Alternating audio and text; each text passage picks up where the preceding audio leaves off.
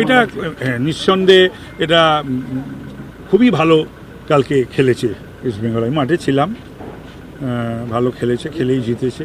4-1 গোলে জেতাটা তো চারটিখানি কথা না। বহু বছর পরে ডুরান্ড চ্যাম্পিয়ন হয়েছে, জিতেছে, ভালোভাবেই জিতেছে, ভালো খেলে জিতেছে।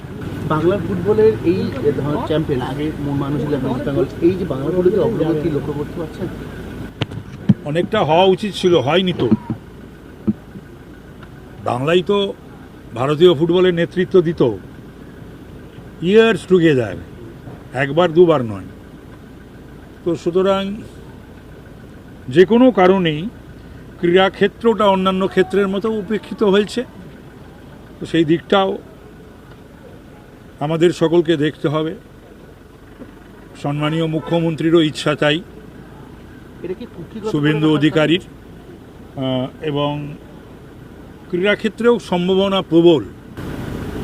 তারপরে এই আপনি সম্ভাবনা প্রবল বলছেন, এটা কি বিগত কুক্ষিগত করে রাখার ফলই বুদ্ধ? না না, সেটা একটা অদ্ভুত একটা জিনিস। মানে ব্যাপারটা এই যে ক্রীড়াক্ষেত্র, যে কোনো ক্ষেত্রেই মানুষের একটু মনটাকে সম্প্রসারিত করতে হয়।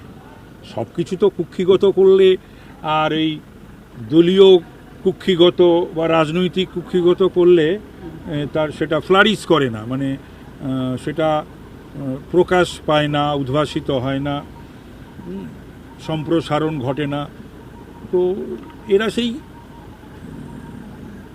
যাকে বলে সংকীর্ণ মনা, কুক্ষিগত এ সমস্ত করে রেখেছিল, দলীয় বিষয় করে রেখেছিল, যার জন্যে, এবং সেটাতেই ওরা আত্মপ্রসাদ লাভ করত।